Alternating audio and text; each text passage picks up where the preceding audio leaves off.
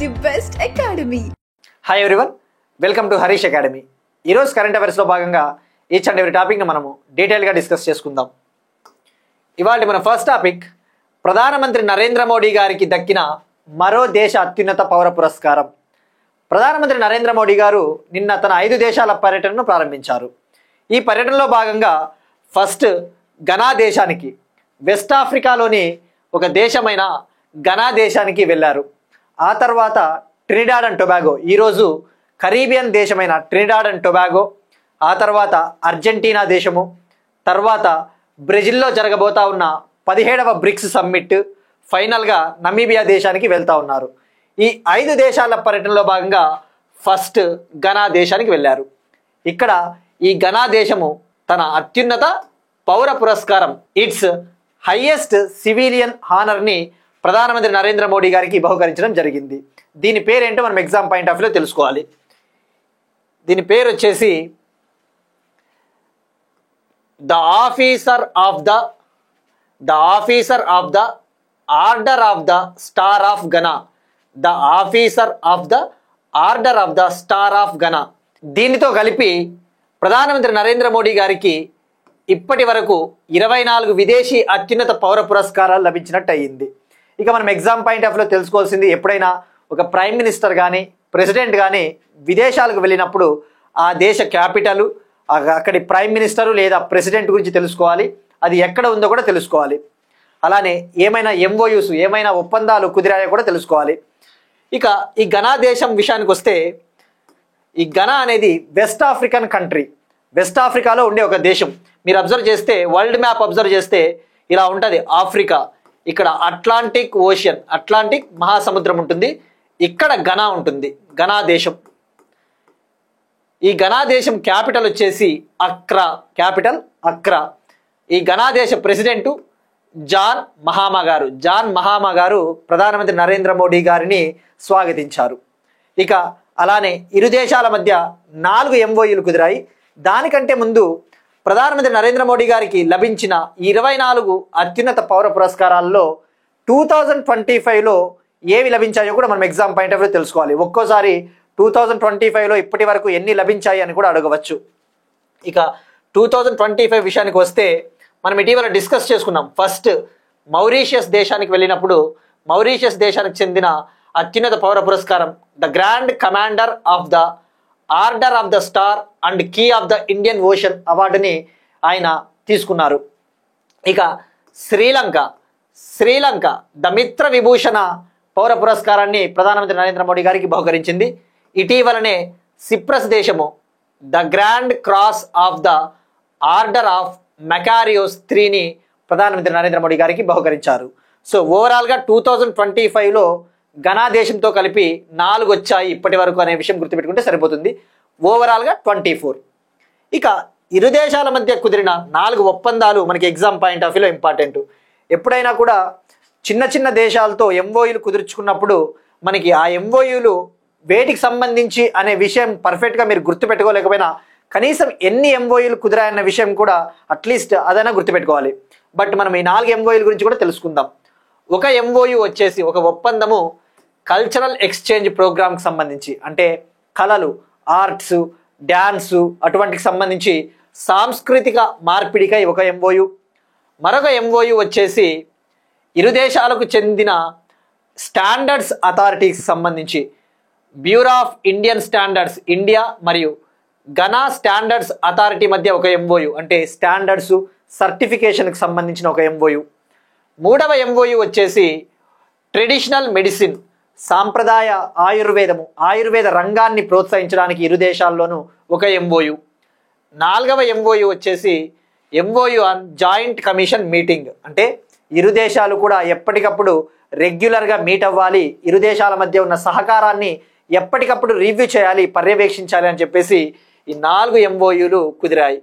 ఇక మనము ఆ తర్వాత అప్డేటెడ్గా Trinidad and Tobago, Argentina, BRICS summit, Namibia పర్యటన ముగిసిన తర్వాత డీటెయిల్గా తెలుసుకుందాం. ఇది ఇండియా ఘనా మధ్య సంబంధాలు. Next one, again international relations సంబంధించి India USA cooperation. India America మధ్య ఈ సంవత్సరము ఒక డిఫెన్స్ ఫ్రేమ్వర్క్ అగ్రిమెంట్ని సంతకం చేసుకోబోతా ఉన్నట్టు డిఫెన్స్ మినిస్టర్ రాజ్నాథ్ సింగ్ గారు ప్రకటించారు. డిఫెన్స్ ఫ్రేమ్వర్క్, రక్షణ రంగానికి సంబంధించిన ఒక ఫ్రేమ్వర్క్, ఇది 10 ఏళ్ల పాటు అమల్లో ఉండబోతా ఉంది. 10-year framework. మనకి యుఎస్ఏ అంటే గుర్తు రావాల్సిండేది మనకి డిఫెన్స్ రంగము, అంత కీలకము మనకి. ఇండియా యుఎస్ఏ డిఫెన్స్ కొలాబరేషన్ విషయానికి వస్తే మనము అమెరికా నుంచి GE-404 అనే ఇంజన్స్ని కొనుగోలు చేస్తూ ఉన్నాం. GE-404 ఇంజన్స్ మనము డిస్కస్ చేసుకున్నాం కదా ఆల్రెడీ. బెంగళూరుకు చెందిన హిందుస్థాన్ ఏరోనాటిక్స్ లిమిటెడ్ సంస్థ LCA Tejas, light combat aircraft తేజాస్ని నిర్మిస్తూ ఉంది. అయితే అందులో వాడే ఇంజన్స్ని GE-404 అనే ఇంజన్స్ని అమెరికాకు చెందిన GE ఏరోస్పేస్ అనే కంపెనీ అందిస్తూ ఉంది. సో ఆ విషయం గుర్తుపెట్టుకోండి. ఇంకొకటి important, AH-64E attack helicopters, AH-64E Apache attack హెలికాప్టర్లు, ఇవి చాలా అత్యాధునికమైన హెలికాప్టర్లు. ఇవి కూడా అమెరికా నుంచి మనం కొనుగోలు చేస్తూ ఉన్నాం. వీటిని అమెరికాకు చెందిన బోయింగ్ సంస్థ మనకు తయారు చేసి అందిస్తూ ఉంది. ఇక ఇప్పుడు మనము ఎగ్జామ్ పాయింట్ ఆఫ్ వ్యూలో తప్పకుండా ఈ AH-64E అపాచీ అటాక్ హెలికాప్టర్స్ గురించి కూడా తెలుసుకోవాలి. ఎందుకంటే ఇది SI మెయిన్స్లో, ఆంధ్రప్రదేశ్ SI మెయిన్స్లో 2018లో అనుకుంటాను 4 స్టేట్మెంట్స్ ఇచ్చాడు. మనం ఆల్రెడీ గతంలో కూడా చూపించాం ఈ హెలికాప్టర్కి సంబంధించి.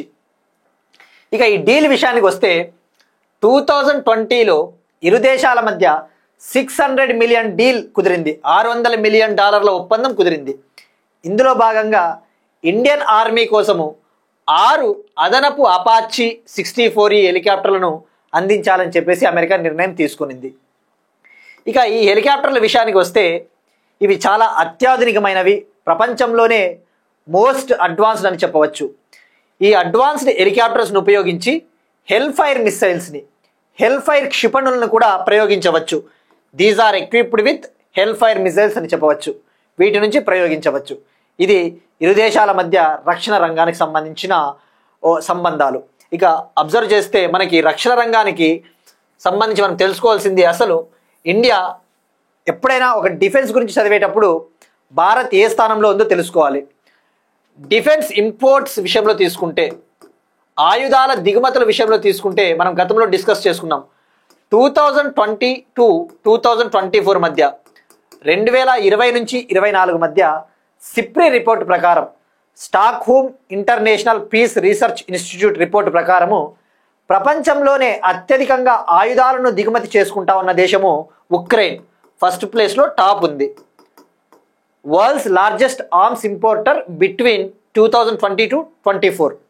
ఇక సెకండ్ ప్లేస్లో ఇండియా ఉంది. ఆ విషయం గుర్తుపెట్టుకోండి. సెకండ్ ప్లేస్ ఇండియా ఈ పీరియడ్లో. ఇక భారతదేశానికి అత్యధికంగా ఆయుధాలను ఎగుమతి చేస్తూ ఉన్న దేశం, which country is exporting largest arms to India అంటే రష్యా. మనకి అత్యధికంగా ఆర్మ్స్ని ఎగుమతి చేస్తూ ఉన్న దేశం రష్యా. ఆ విషయం గుర్తుపెట్టుకోండి. Next one, state specific. భారతదేశపు మొట్టమొదటి QR ఆధారిత డిజిటల్ హౌస్ అడ్రస్ సిస్టమ్ను లాంచ్ చేసిన Indore, Madhya Pradesh. India's first QR based digital house address system launched by Indore. మనం ఇటీవల తెలుసుకున్నాం డిజిపిన్, డిజిటల్ అడ్రస్ సిస్టమ్. ఇటీవల మినిస్ట్రీ ఆఫ్ కమ్యూనికేషన్ కింద ఉండే department of posts IIT Hyderabad మరియు national remote sensing centre Hyderabad సహకారంతో డిజిపిన్ని లాంచ్ చేసింది. ఇది తెలుసుకున్నాం. ఈ డిజిపిన్లో భాగమే ఇదని చెప్పవచ్చు.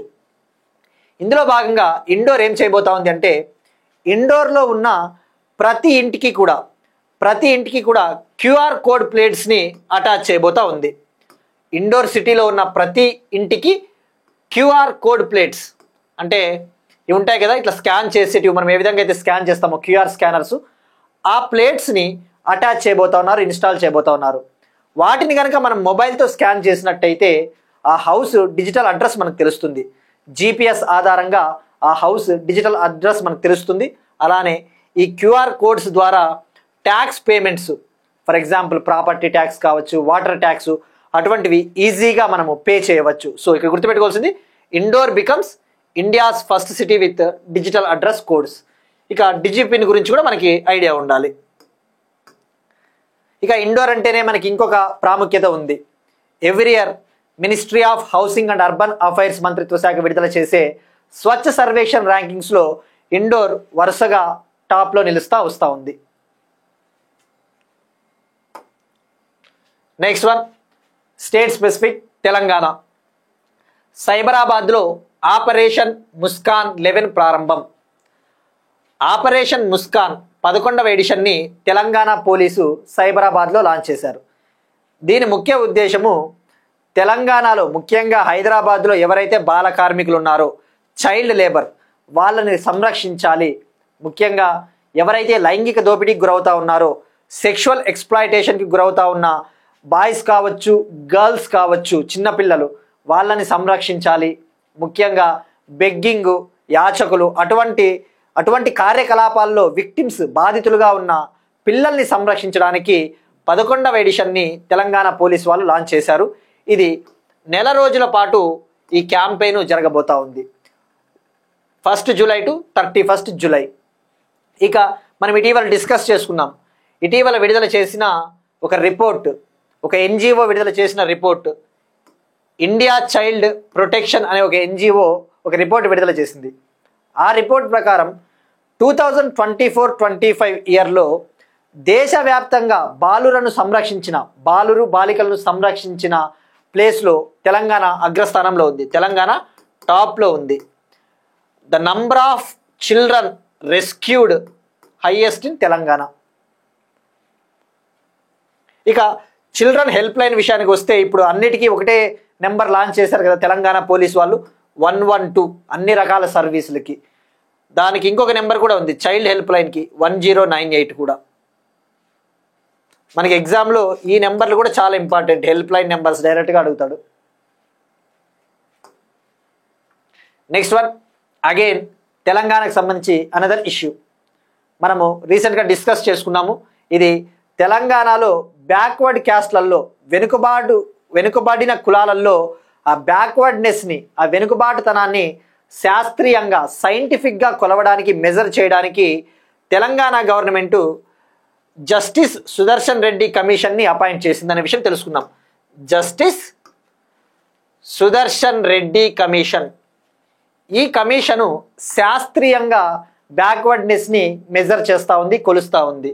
దీనికి సంబంధించి వీళ్ళు కాంపోజిట్ బ్యాక్వర్డ్నెస్ ఇండెక్స్ అనే ఒక సూచికను తయారు చేశారు. ఆ విషయం గుర్తుపెట్టుకోండి, కాంపోజిట్ బ్యాక్వర్డ్నెస్ ఇండెక్స్. ఈ కాంపోజిట్ బ్యాక్వర్డ్నెస్ ఇండెక్స్ ఆధారంగా ప్రతి కులానికి తెలంగాణలోని 242 కులాలకు, 242 క్యాస్ట్లకి గ్రేడింగ్ ఇచ్చారనమాట. ఒక్కొక్క క్యాస్ట్కి ఒక్కొక్క గ్రేడింగ్. అయితే ఈ వెనుకబాటుతనాన్ని వీళ్ళు ఏ విధంగా మెజర్ చేశారు శాస్త్రీయంగా అంటే, దానికి వీళ్ళు ఒక డేటాను యూజ్ చేశారు. సామాజిక, ఆర్థిక, విద్య, ఉపాధి, రాజకీయ, కుల survey, socio economic, educational, employment, political caste survey 2024 గణాంకాల ఆధారంగా ఈ రిపోర్ట్ని, ఈ ఇండెక్స్ని తయారు చేయడం జరిగింది. సో ఇక్కడ గుర్తుపెట్టుకోవాల్సిన ఎగ్జామ్ పాయింట్ ఆఫ్ వ్యూలో కమిటీ చైర్మన్ సుదర్శన్ రెడ్డి గారు, వైస్ చైర్మన్ వచ్చేసి కంచె ఐలయ్య గారు. ఇక 10 రోజుల్లో ప్రభుత్వానికి వీళ్ళు నివేదిక, ఈ రిపోర్ట్ని అందివ్వబోతా ఉన్నారట. సో ఇక్కడ గుర్తుపెట్టుకోవాల్సింది 242 క్యాస్ట్స్ స్టేట్మెంట్స్లో అడుగుతాడు, ఈచ్ క్యాస్ట్కి ఒక్కొక్క గ్రేడింగ్ అనే విషయం గుర్తుపెట్టుకుంటే సరిపోద్ది. నెక్స్ట్ వన్, ఆంధ్రప్రదేశ్కి సంబంధించి ఆంధ్రప్రదేశ్ క్యాపిటల్ డెవలప్మెంట్ కోసం, ఆంధ్రప్రదేశ్ రాజధాని అమరావతి నిర్మాణం కోసము world bank, Asia development bank, ప్రపంచ బ్యాంకు, ఆసియా అభివృద్ధి బ్యాంకు కలిసి పనిచేయబోతా ఉన్నాయట. మనకి ఎగ్జామ్లో ఎప్పుడైనా ఒక క్యాపిటల్ అయినా ఏదైనా న్యూస్లో ఉన్నప్పుడు వాటి నిర్మాణానికి ఎవరు సహకరిస్తూ ఉన్నారు అని చెప్పేసి డైరెక్ట్గా అడుగుతాడు. ప్రపంచ బ్యాంకు, ఆసియా అభివృద్ధి బ్యాంకు ఉమ్మడి మిషన్ ప్రారంభమైంది, జాయింట్ మిషన్ అమరావతిలో ప్రారంభమైంది. దీన్ని Andhra Pradesh capital region development authority APCRDA, Amaravati development corporation limited సహకారంతో ఈ జాయింట్ మిషన్ని ప్రారంభించింది. ఇక అమరావతి అంటే గుర్తు రావాల్సింది, ఇటీవల అమరావతిలో జరుగుతూ ఉన్న పనుల నిర్మాణాన్ని పరిశీలించేందుకు, అసలు అక్కడ వర్క్స్ ఏ విధంగా కొనసాగుతూ ఉన్నాయి వాటిని రివ్యూ చేయడానికి ఐఐటి మద్రాస్ నిపుణులు విచ్చేశారు. సో ఆ విషయం గుర్తుపెట్టుకోండి.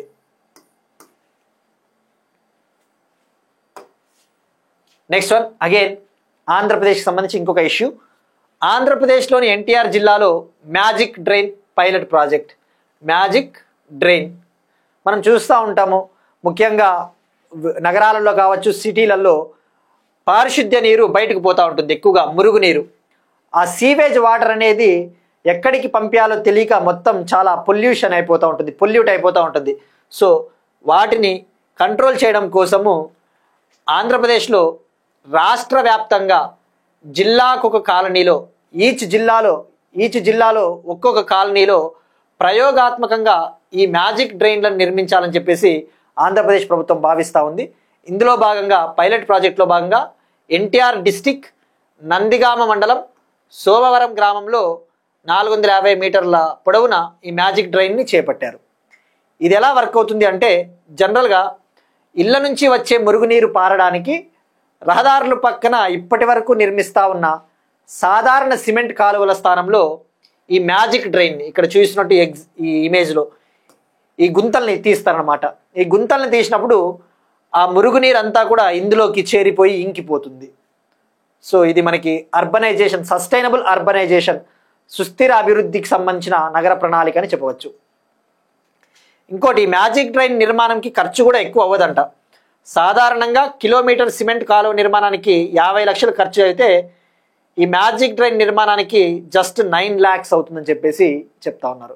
మనం ఇటువంటివి కేస్ స్టడీస్గా రాయొచ్చు. ముఖ్యంగా గ్రూప్ 1 లాంటి డిస్క్రిప్టివ్ ఎగ్జామ్స్లో ఆంధ్రప్రదేశ్కి సంబంధించిన ఇండస్ట్రియలైజేషను అటువంటి టాపిక్స్లో మనము ఇట్లాంటి టాపిక్స్ బాగా మెన్షన్ చేయవచ్చు. ఈ జిల్లాకు ఒకటి చొప్పున ఈ కాలనీలను ఎంపిక చేసే బాధ్యత జిల్లా జల యాజమాన్య సంస్థ పథక సంచాలకులకు ఆంధ్రప్రదేశ్ పంచాయతీరాజ్ గ్రామీణాభివృద్ధి శాఖ అప్పగించింది. ఇప్పుడు ఒక క్వశ్చన్ చూద్దాం. ఇది ఎక్సర్సైజెస్కి సంబంధించి, military exercises. Exercise Shakti 2025, exercise Shakti 2025 ఇది ఒక మిలిటరీ ఎక్సర్సైజ్. ఈ మిలిటరీ ఎక్సర్సైజ్ ఇటీవల ఏ దేశాల మధ్య జరిగింది? Option A India France, option B India UK, option C India Singapore, option D India Italy. ఇక దీనికి ట్రై చేయండి. ఇది ఎన్నవ ఎడిషన్? ఈ ఎక్సర్సైజ్ శక్తి 2025 ఇది ఎన్నవ ఎడిషన్? ఈ సంవత్సరం ఎక్కడ జరిగింది? సో దీనికి తప్పకుండా ట్రై చేయండి. ఎక్సర్సైజెస్ చాలా ఇంపార్టెంట్, ఎందుకంటే మనం ఈ మధ్యన ఎక్సర్సైజెస్ గురించి ఎక్కువ డిస్కస్ చేస్తున్నాం కాబట్టి. ఇక నిన్నటి క్వశ్చన్ వచ్చేసి మనం అడిగింది రామ్సార్ లిస్ట్. రామ్సార్ జాబితాలో భారతదేశం నుంచి ఇప్పటి వరకు ఎన్ని వెట్లాండ్స్ జాయిన్ అయ్యాయి అంటే 91. ఇంతకుముందు 89 ఉండే, ఇప్పుడు మరో 2 వెట్లాండ్స్ రీసెంట్గా జాయిన్ అయ్యాయి. ఆ 2 వెట్లాండ్స్ పేర్లు వచ్చేసి మేనార్ వెట్లాండ్, మేనార్ చిత్తడి నేల, కిచన్ వెట్లాండ్, కిచన్ చిత్తడి నేల. ఇవి 2 కూడా రాజస్థాన్లో ఉన్నాయి. ఇక అత్యధికంగా భారతదేశంలో వెట్లాండ్స్ వచ్చేసి తమిళనాడు టాపు. ఇక నిన్న మనం ఇంకొక క్వశ్చన్ అడిగాం. ఇటీవల ఎలక్షన్ కమిషన్ ఆఫ్ ఇండియా ఒక అప్లికేషన్ని, ఒక పోర్టల్ని తయారు చేసింది. దాన్ని బీహార్ జనరల్ ఎలక్షన్స్లో అమలు చేయబోతా ఉన్నారని చెప్పేసి. అది ఈసీఐ నెట్ పోర్టల్. ఇదేంటంటే ఇప్పటి వరకు ఉన్న ఎలక్షన్ కమిషన్కి సంబంధించిన అన్ని అప్లికేషన్స్ అన్నిటినీ కూడా రీప్లేస్ చేసి ఒకే అప్లికేషన్గా తీసుకుని రావడం జరిగింది. ఇక ఇటీవల మనం ఇంకొక అప్లికేషన్ గురించి కూడా డిస్కస్ చేసుకున్నాం. ఈఎస్ఈసి బిహెచ్సి అని, ఈసెక్ అనే ఒక బీహార్ స్టేట్ ఎన్నికల కమిషన్ డెవలప్ చేసిన అప్లికేషన్. అది ఈ ఓటింగ్ కోసము, బీహార్లో జరిగిన మున్సిపల్ ఎలక్షన్స్లో ఈ ఓటింగ్ కోసము సీడాక్ పూణే సంస్థ అభివృద్ధి చేసిన అప్లికేషన్. నెక్స్ట్ వన్, ఎకానమీకి సంబంధించి ఒక స్కీమ్. యూనియన్ క్యాబినెట్, ప్రధానమంత్రి నరేంద్ర మోడీ గారి అధ్యక్షతన జరిగిన యూనియన్ క్యాబినెట్ ఎంప్లాయ్మెంట్ జనరేషన్ కోసం, ఉపాధి కల్పన కోసము ఎంప్లాయ్మెంట్ లింక్డ్ ఇన్సెంటివ్ స్కీమ్కి ఆమోదం తెలిపింది. ఎంప్లాయ్మెంట్ లింక్డ్ ఇన్సెంటివ్ స్కీమ్, దీన్నే ఉపాధి ఆధారిత ప్రోత్సాహక పథకం అంటారు. అంటే దీని ఇంపార్టెన్స్ చెప్పాలి అంటే, ఏ ఎంప్లాయర్స్ అయితే ఉద్యోగాలు కల్పిస్తారో వాళ్ళకి కూడా ప్రోత్సాహకాలు ఇన్సెంటివ్స్ ఉంటాయి, అలానే ఉద్యోగాలు చేసే వాళ్ళకి కూడా ఇన్సెంటివ్స్ ఉంటాయని చెప్పేసి దీని అర్థం. ఇక ఈ స్కీమ్ కంటే ముందు మనం తెలుసుకోవాల్సింది 2024-25 బడ్జెట్లో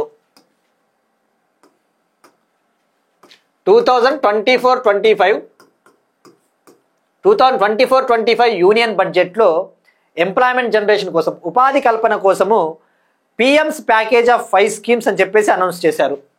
పిఎంస్ ప్యాకేజ్ ఆఫ్ 5 స్కీమ్స్ అంటే ఇది 5 స్కీముల ప్యాకేజీ అనమాట ఉద్యోగ కల్పన కోసం 2024-25 బడ్జెట్లో. దీనికి 2 lakh crore 2 లక్షల కోట్ల బడ్జెట్ని కేటాయించారు. అందులో ఒక స్కీమే ఎంప్లాయ్మెంట్ లింక్డ్ ఇన్సెంటివ్ స్కీమ్. ఇప్పుడు ఈ ఈఎల్ఐ స్కీమ్ కోసము యూనియన్ క్యాబినెట్ 99,446 crore కేటాయించింది.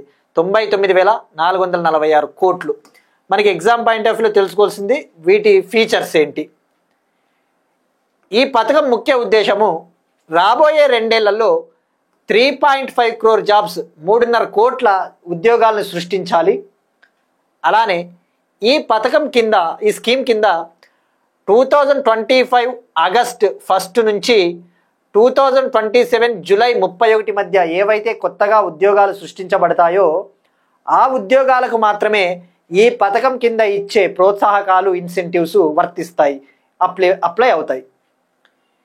ఇక అలానే ఈ పథకం కింద ఎవరైతే తొలిసారిగా ఉద్యోగాలు చేస్తూ ఉన్నారో ఫస్ట్ టైం ఎంప్లాయీస్కి వాళ్ళకి 1 నెల శాలరీ ఇవ్వడం జరుగుతుంది. 1 month వేజ్ అప్ టు 15,000, 15,000 వరకు ఇవ్వడం జరుగుతుంది. ఇక అలానే ఈ పథకం కింద ఎవరైతే ఉద్యోగాలు కల్పిస్తూ ఉన్నారో, ఎంప్లాయర్స్ ఉన్నారో వాళ్ళకి కూడా ఎంప్లాయ్మెంట్ ప్రొవిడెంట్ ఫండ్ ఆర్గనైజేషన్ అదనపు ఎంప్లాయీస్ తరపున, ఉద్యోగస్తుల తరపున వాళ్ళు కూడా ఈపీఎఫ్ఓకి కంట్రిబ్యూట్ చేయాల్సి ఉంటుంది కదా. ఎప్పుడైనా ఈపీఎఫ్ఓలో ఎంప్లాయరు కంట్రిబ్యూట్ చేస్తాడు, ఎంప్లాయీ కంట్రిబ్యూట్ చేస్తాడు అనే విషయం గుర్తుపెట్టుకోండి. ఈ employee provident fund organisation social సెక్యూరిటీకి సంబంధించిన ఆ ఫండ్కి కంట్రిబ్యూట్ చేయాలి అంటే ఎంప్లాయర్కి కూడా గవర్నమెంటు నెలకు 3,000 చొప్పున 2 ఏళ్ల పాటు నగదు ప్రోత్సాహకాన్ని అందించనుంది. సో ఈ స్కీమ్కి సంబంధించి మనకి ప్రతి point important. Next one, operation melon. ఇది నార్కోటిక్స్ కంట్రోల్ బ్యూరో లాంచ్ చేసిన ఒక operation. Ministry of home affairs, home మంత్రిత్వ శాఖ కింద ఉండే ఇంటెలిజెన్స్ ఏజెన్సీ డ్రగ్స్ పైన పోరాడడానికి, డ్రగ్స్ అటువంటి నకిలీ డ్రగ్స్ పైన పోరాడడానికి నార్కోటిక్స్ కంట్రోల్ బ్యూరో ఉందన్నమాట. ఇది లాంచ్ చేసిన ఆపరేషనే ఆపరేషన్ మెలాన్. ఇందులో భాగంగా వీళ్ళు రైడ్స్ చేసి కొన్ని డ్రగ్స్ని పట్టుకున్నారు. ముఖ్యంగా డార్క్ నెట్ ఆధారంగా, ఇప్పుడు డార్క్ నెట్ అనే పదం వినే ఉంటారు, మనకి ఇంటర్నెట్ను ఉపయోగించుకొని ఇల్లీగల్ యాక్టివిటీస్, అక్రమ రవాణాలు, అక్రమ కార్యకలాపాలు చేస్తూ ఉంటారు. ఇల్లీగల్ డ్రగ్స్ని అమ్మడము, లేదంటే క్రిప్టో కరెన్సీ ట్రేడింగ్, ఇటువంటివి చేస్తూ ఉంటారు. డార్క్ నెట్ అనే పదం ఉంటుంది. ఆ డార్క్ నెట్ ఆధారంగా కొనసాగిస్తూ ఉన్న ఈ కార్యకలాపాలను, యాక్టివిటీలపైన దాడి చేసి కొన్ని డ్రగ్స్ని పట్టుకున్నారు వీళ్ళు. అవి లిసర్జిక్ యాసిడ్ డైఇథలమైడ్ అనే కొన్ని డ్రగ్స్, కెటమైన్ అనే డ్రగ్, ఈ పదాలు కూడా మనకి ఇంపార్టెంట్ ఎగ్జామ్లో. ఇక మనకి గుర్తు రావాల్సిందేది డ్రగ్స్ అంటేనే international day against drug abuse and illicit trafficking. International day against drug abuse and illicit trafficking వచ్చేసి ప్రతి సంవత్సరం జూన్ 26న సెలబ్రేట్ చేసుకుంటాం డ్రగ్స్ పైన వ్యతిరేకంగా పోరాడడానికి.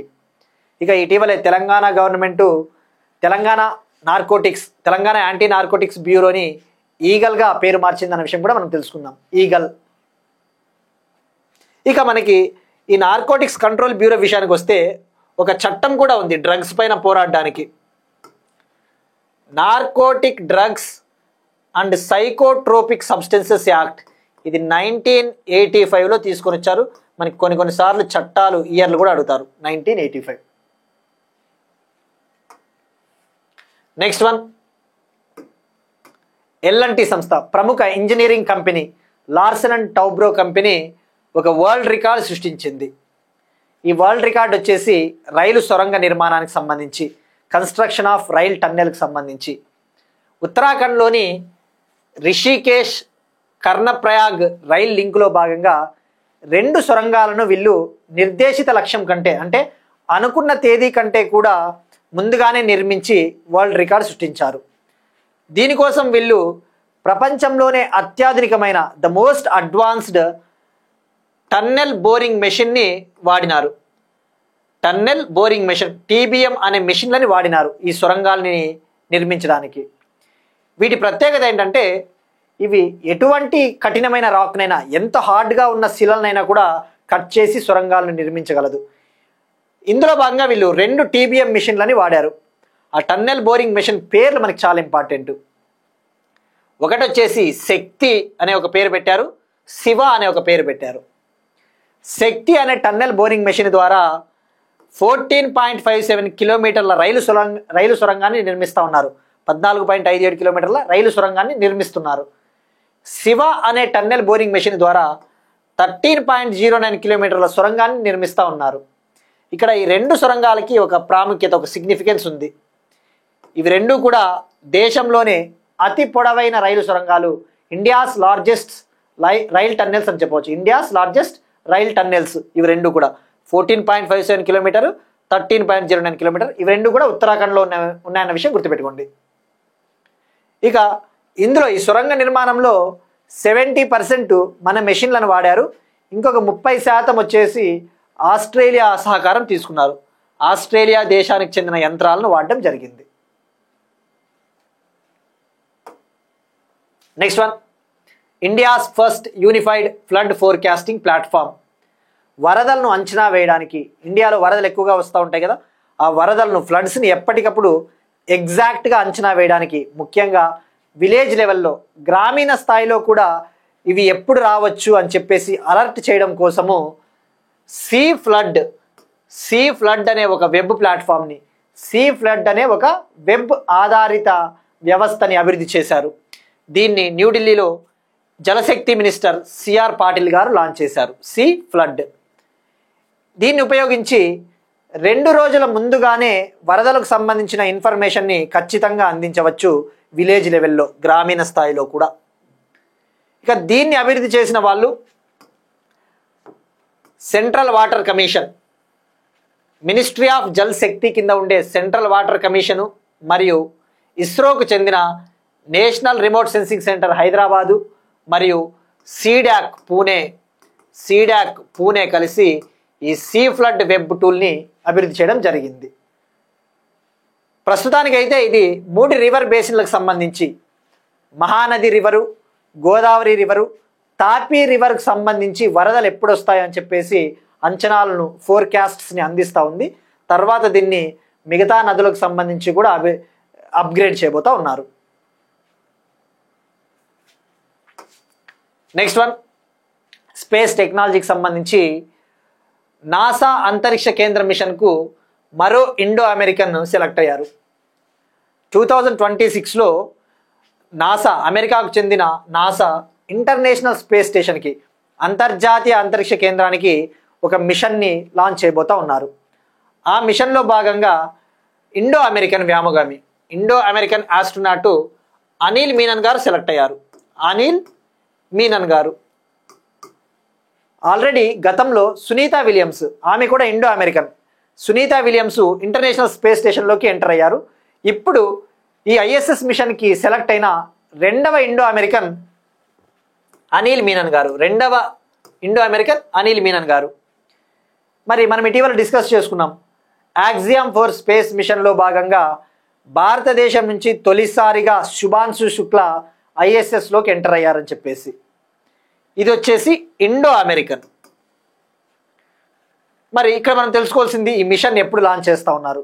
2026లో నాసా రష్యాకు చెందిన సోయజ్ MS-29 స్పేస్ క్రాఫ్ట్, రష్యాకు చెందిన సోయజ్ MS-29 స్పేస్ క్రాఫ్ట్ ద్వారా దీన్ని లాంచ్ చేయబోతా ఉన్నారు. కజకిస్తాన్లోని బైకనూరు కాస్మోడ్రోమ్ స్టేషన్ నుంచి ఈ మిషన్ని లాంచ్ చేయబోతా ఉన్నారు. ఇందులో భాగంగా ఇండో అమెరికన్ అనిల్ మీనన్ గారు, రష్యాకు చెందిన ప్యోటర్ దుబ్రోవ్ మరియు ఇంకొకరు అన్నా కికినా, ఈమె కూడా రష్యాకు చెందిన, ఈ ముగ్గురు కూడా ఐఎస్ఎస్లోకి ఎంటర్ అవబోతా ఉన్నారు. వీళ్ళు అక్కడ 8 నెలలు పరిశోధనలు చేయబోతా ఉన్నారు. మరి ఇక్కడ ఒక డౌట్ వస్తుంది, ఇది నాసా మిషన్ అంటున్నాము, మరి రష్యాకు చెందిన స్పేస్ క్రాఫ్ట్ని ఎందుకు వాడుతూ ఉన్నాము అంటే, మనం డిస్కస్ చేసుకున్నాం కదా గతంలో, ఐఎస్ఎస్ అనేది భూమి ఉపరితలానికి సుమారుగా 400 కిలోమీటర్ల ఎత్తులో ఉంటుంది.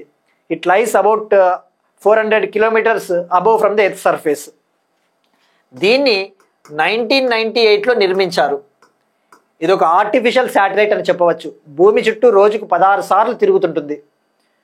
దీన్ని 1998లో రష్యాకు చెందిన రాస్కాస్మస్, నాసా, అమెరికాకు చెందిన నాసా, జపాన్కు చెందిన JAXA, Canadian space agency, European space agency కలిసి సంయుక్తంగా నిర్మించడం జరిగింది. ఇది ఫుట్బాల్ స్టేడియం అంత సైజు ఉంటుంది ఆల్మోస్ట్ ఐఎస్ఎస్. సో ఇది ఐఎస్ఎస్ మిషన్కి సంబంధించిన ఇన్ఫర్మేషన్. సో ఇది ఐఎస్ఎస్లో ఇన్ని దేశాలు ఇన్వాల్వ్ అయినాయి కాబట్టి ఇప్పుడు రష్యా సోయజ్ MS-29 స్పేస్ క్రాఫ్ట్ని వీళ్ళు ఉపయోగిస్తూ ఉన్నారని చెప్పొచ్చు. నెక్స్ట్ వన్, బెంగళూరు సిటీ యూనివర్సిటీకి మాజీ ప్రధాని మన్మోహన్ సింగ్ పేరు. మాజీ ప్రైమ్ మినిస్టర్ మన్మోహన్ సింగ్ గారి పేరుని బెంగళూరు సిటీ యూనివర్సిటీకి పేరు పెట్టడం జరిగింది. కర్ణాటక గవర్నమెంట్ ఆమోదం తెలిపింది.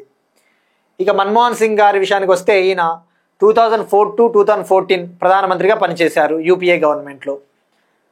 మరి ఎందుకు ఇప్పుడు బెంగళూరు సిటీ యూనివర్సిటీకి ఈయన పేరు పెట్టారు అంటే, ఈయన బెంగళూరు నగర అభివృద్ధి కోసం చాలా కృషి చేశాడట. 2006లో బెంగళూరులో కీ ఇన్ఫ్రాస్ట్రక్చర్ ప్రాజెక్ట్స్, మౌలిక వసతుల ప్రాజెక్టులు, బెంగళూరు మెట్రో కావచ్చు, 2008లో అయితే కెంపేగౌడ ఇంటర్నేషనల్ ఎయిర్పోర్ట్, 2008లో కెంపేగౌడ ఇంటర్నేషనల్ ఎయిర్పోర్ట్ని ప్రారంభించారు అప్పటి ప్రధాని మన్మోహన్ సింగ్ గారు. అందుకు ఆయనకు గుర్తుగా ఈ పేరు పెట్టడం జరిగింది. ఇక్కడ మన్మోహన్ సింగ్ గారి విషయానికి వస్తే మనము గుర్తుంచుకోవాల్సింది ఇంపార్టెంట్ ఎగ్జామ్ పాయింట్ ఆఫ్ వ్యూలో, స్టాటిక్ పాయింట్ ఆఫ్ వ్యూలో ఈయన రాసిన పుస్తకాలు. ఈయన చేంజింగ్ ఇండియా అనే ఒక పుస్తకాన్ని రాశారు, చేంజింగ్ ఇండియా. ఇక అలానే మన్మోహన్ సింగ్ గారి పైన సంజయ్ బారు అనే ఒక రచయిత ద యాక్సిడెంటల్ ప్రైమ్ మినిస్టర్ అనే పుస్తకాన్ని రాశారు.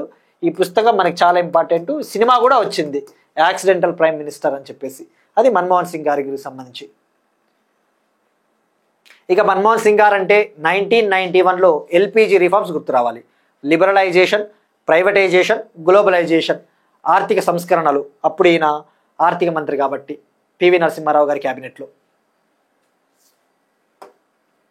నెక్స్ట్ వన్, స్పోర్ట్స్కి సంబంధించి నేషనల్ ఎలైట్ మహిళల బాక్సింగ్ టోర్నమెంట్, 6వ జాతీయ ఎలైట్ మహిళల బాక్సింగ్ టోర్నమెంట్ 2025 హైదరాబాద్లోని సరూర్ నగర్ స్టేడియంలో జరిగింది. జూన్ 27 నుంచి జూలై 1 వరకు జరిగింది. ఇందులో అస్సాంకు చెందిన లవ్లీనా బోర్గహైన్ అనే బాక్సరు 75 కేజీల విభాగంలో గోల్డ్ మెడల్ని గెలుపొందింది. అలానే తెలంగాణకు చెందిన నిఖత్ జరీన్, 2 సార్లు ప్రపంచ ఛాంపియన్, తెలంగాణకు చెందిన నిఖత్ జరీన్ అనే మహిళా బాక్సరు 51 కేజీల విభాగంలో సిల్వర్ మెడల్, రజత పథకాన్ని గెలుపొందింది. సో ఇది మనకి ఈ స్పోర్ట్స్కి సంబంధించి. సో ఇక్కడ గుర్తుపెట్టుకోవాల్సింది 6వ ఎడిషన్. ఇవి ఇవాల్టి కరెంట్ అఫైర్స్. మనం ఒకసారి క్విక్గా రీక్యాప్ చూద్దాం. ప్రధాని మోడీ గారికి ఘనా దేశ అత్యున్నత పౌర పురస్కారం the officer of the order of the star of Ghana. India US మధ్య 10 ఏళ్ల పాటు డిఫెన్స్ ఫ్రేమ్వర్క్. భారతదేశపు మొట్టమొదటి QR ఆధారిత డిజిటల్ హౌస్ అడ్రస్ సిస్టమ్ను ప్రారంభించిన ఇండోర్. సైబరాబాద్లో ఆపరేషన్ ముస్కాన్ 11వ ఎడిషన్ ప్రారంభం. ప్రతి కులానికి గ్రేడింగ్ 242 కులాలకు గ్రేడింగ్ ఇచ్చిన స్వతంత్ర నిపుణుల కమిటీ తెలంగాణ. అమరావతిలో ప్రపంచ బ్యాంకు, ఆసియా అభివృద్ధి బ్యాంకు ఉమ్మడి మిషన్ ప్రారంభం. ఆంధ్రప్రదేశ్లోని ఎన్టీఆర్ జిల్లాలో మ్యాజిక్ డ్రైన్ పైలట్ ప్రాజెక్ట్.